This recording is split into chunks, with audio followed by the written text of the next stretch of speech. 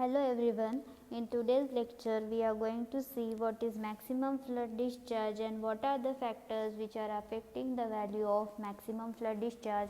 Also we are going to see about the river gauging and what is hydrograph. So let us see maximum flood discharge. So maximum flood discharge, it is the maximum concentration of flow from a catchment area at the outlet in small period. So as earlier we have discussed about the catchment area, so maximum flood discharge is the concentration of flow from a catchment area. It is expressed as volume per unit time, that is cubic meter per second. Maximum flood discharge gives maximum discharge of river during flood, which is useful for safety of reservoir. So for the reservoir safety, maximum flood discharge, it gives the maximum discharge of river during flood. The factors which are affecting the maximum value of maximum flood discharge are as follows. First is the high intensity of rainfall and late in rainy season, uniformly spread rainfall in large extent of catchment area, fan shaped catchment area, steep slope, rocky soil, downstream direction of the wind. So as we know that maximum flood discharge, it is required for construction of the hydraulic structures, and as by any method exact amount and intensity of flood is difficult to predict, but expected flood and its consequent damages can only be judged and approximated.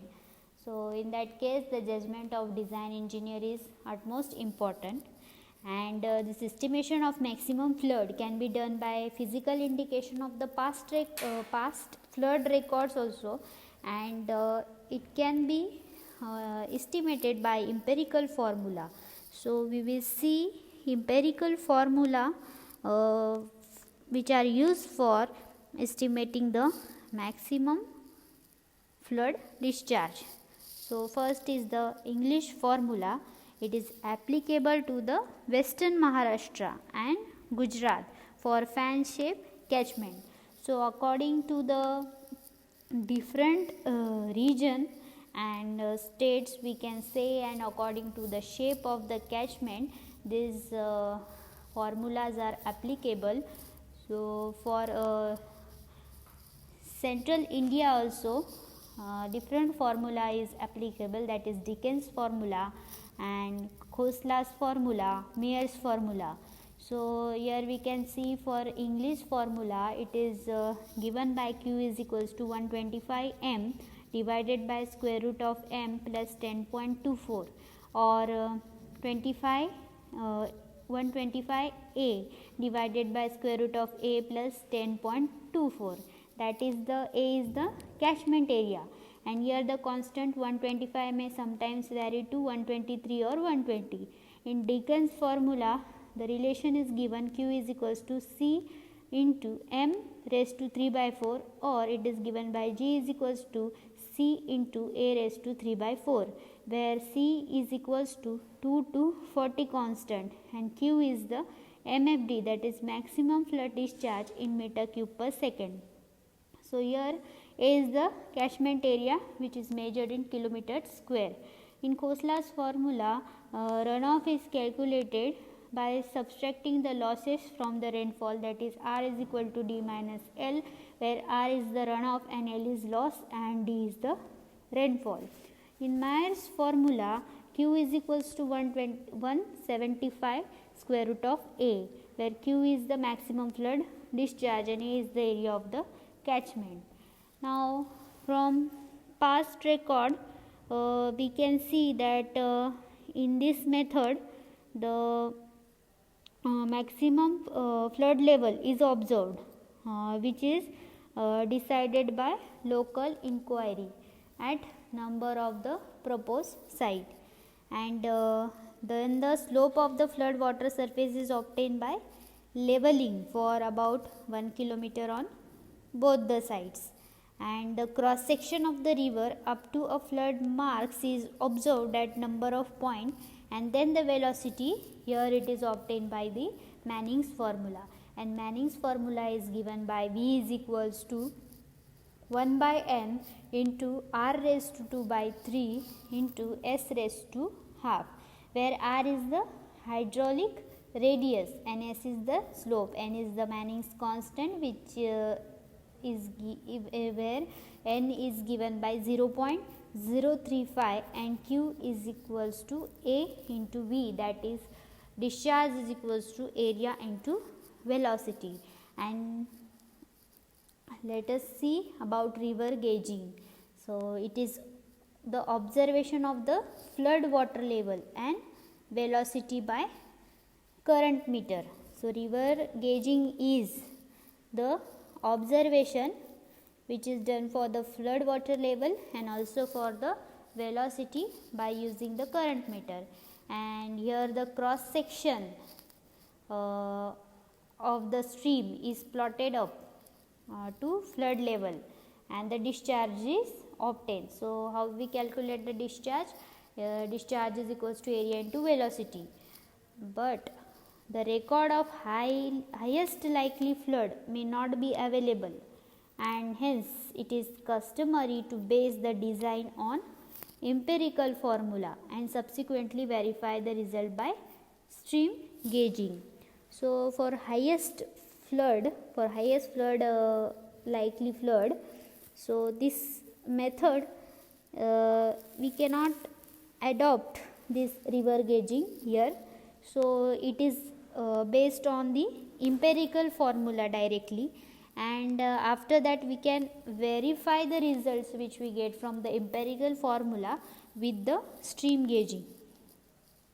So this is the diagram for section of river at gauging site, and in this we can see the levels, that is lowest, then average and highest. In this the rivers are deep, so measuring gauges are not given on a same level, so the sections are considered over here, and so in this diagram we can see the overlap also, and usually on the top the river is wide. So if the water passes over the surface, then we can see that the flood has occurred. We can say that the flood has occurred. Next is yield.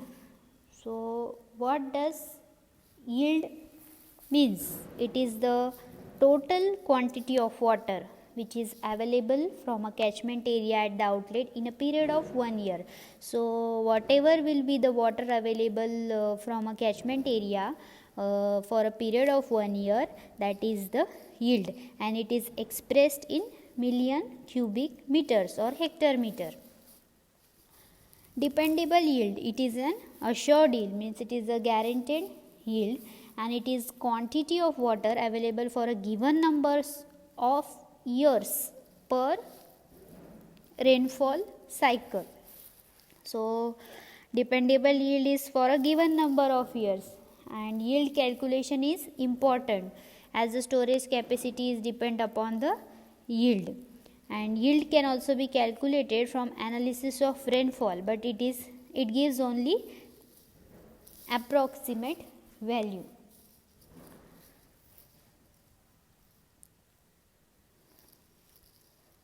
Now suppose at a particular site minimum and maximum yield are given, that is 50 and 400 million meter cube, which is recorded for 35 years, and it means that every 35 years only once yield reach maximum of 400 million meter cube. So every 35 years, after every 35 years, this shows that the yield has the maximum value of 400 million meter cube. If it is planned for 400 million meter cube, then we will see the maximum of 400 million meter cube yield if it is planned for 400 million meter cube, then only we will see that the yield reached is that is maximum, that is 400 million meter cube. But if we plan for 50 million meter cube, it will be filled up to a design capacity every year, that its dependability is 100. So on the other hand of 400 million meter cube, its dependability is 3%. And so we adopt for minimum yield. A small and low cost dam is possible, but we cannot utilize resources fully, and if we design it for maximum yield, then the height of the dam will be large and more money will be kept blocked unnecessarily. So for this reason we adopt the minimum yield, which is the small and the low cost dam where it is possible, but we cannot utilize the resources fully in this case. But if we are designing it for maximum yield, and if we are not getting that much yield, so the money will be kept blocked in this case unnecessarily. The dam will be large and more. So next we will see what is hydrographs. Hydrograph, it is the graph between the discharge versus time. So in this case the discharge and the velocity is plotted along the y-axis and time is plotted along the x-axis. So time may be in hour, in day or months, etc. It is commonly known as flood hydrograph, or it is also known as runoff hydrograph. Now these are the following points out from the flow of hydrographs that can be point out from the flow of hydrographs. So the rate of flood at site and at any time, total volume of flood flow, and the maximum rate of flow caused by flood, and the rise and the fall of the flood. So as we know that it is the plot between discharge against times, so it has the three regions in it, that is rising limb, crest segment and falling limb. So nature of the hydrograph is dependent on the rainfall and the watershed characters. So the isolated storm results in the single peak hydrograph, and where there is a complex storm, that will yields a multiple peak hydrograph. This is the diagram for hydrograph. So here we will see rising limb. So ascending portion, that is from A to D, that is known as the rising limb, and from D to F, that is the falling limb. And crest segment, in this we can see C and E are the inflection point, and this is from C to E is known as the crest segment. So inflection point is on the rising limb to falling limb, indicates the peak flow. Crest segment, it is controlled by storm and watershed characteristics. Next is the falling limb. Falling limb is also known as the recession limb.